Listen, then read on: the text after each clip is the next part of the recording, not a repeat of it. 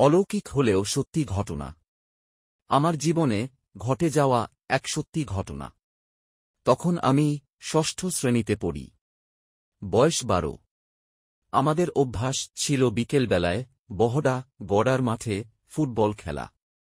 সেদিনও বন্ধুবান্ধবদের সাথে আমি ফুটবল খেলতে গিয়েছিলাম। এইরকম শীতের দিন। তাড়াতাড়ি সন্ধে হয়ে আসছে। বাড়ি ফেরার সময় আমাদের বাড়ির যে সদর দরজা সেটা বন্ধ হয়ে গেছিল। আমাদের বাড়িতে প্রবেশ করার আরেকটি পথ ছিল, যেটি খুবই অন্ধকার এবং একটি সংকীর্ণ গলিপথ।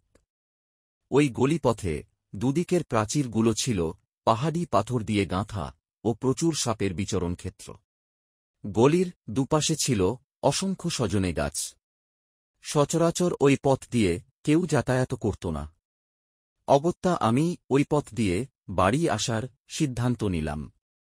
শুনশান রাস্তা, ঘুটঘুটে অন্ধকার, একটানা ঝি ঝি পোকা ডাকছে। আমি গলিটির মুখে দাঁড়িয়ে দেখছি গলির ওপারে আমাদের রান্নাঘর। সেখানে একটি লম্প বাতি জ্বলছে, হয়তো বা মা সেখানে রান্না করছে। আমি গলি দিয়ে ছুটে যাব কি যাব না এই ভাবছি।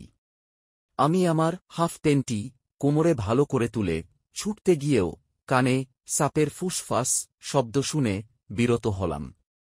তারপর মনে জোর এনে মেরে দিলাম চো করে ছুট। 2-1 পা যাওয়ার পরই আমি থমকে দাঁড়িয়ে গেলাম।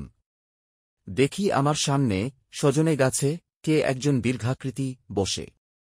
তার আজানুলম্বিত বাহু, মাথায় বড় বড় জটা, সারা শরীরের রং শুভ্র কুহেলিকার মতো। শান্ত স্নিগ্ধ নয়নে সেই অবয়বটি আমার দিকে একদৃষ্টে তাকিয়ে রয়েছে। ঠোঁটে তার অপূর্ব সুন্দর হাসি। সেই অবয়বটি এতই সুন্দর ছিল ও এত স্নেহশীল দৃষ্টিতে আমার দিকে তাকিয়ে রয়েছিল যে আমার কোন ভয় লাগেনি। আমি কিছুক্ষণ সম্মোহিত হয়ে সেই মূর্তির দিকে তাকিয়ে রইলাম। তারপর যেই মুহূর্তে আমার মনে হল যে হয়তোবা এটি কোন অশরীরী, সাথে সাথেই সেই কুয়াশা ঘন মূর্তিটি কেমন বিকৃতি হয়ে গেল। মুহূর্তের মধ্যে আমি জ্ঞান হারালাম। আমার যখন জ্ঞান ফিরল, দেখি আমি বিছানায় শুয়ে। আমার সামনে দাঁড়িয়ে ক্রন্দনরতা আমার মা, ভাই বোনেরা। পশুপতি ডাক্তার আমাকে দেখছে। কি হয়েছিল জিজ্ঞাসা করায় আমি সমস্ত ঘটনা তাদের বললাম। আজও সেই রহস্যময় দৃশ্য আমার মনের মণিকোঠায় চিরভাস্বর হয়ে রয়েছে।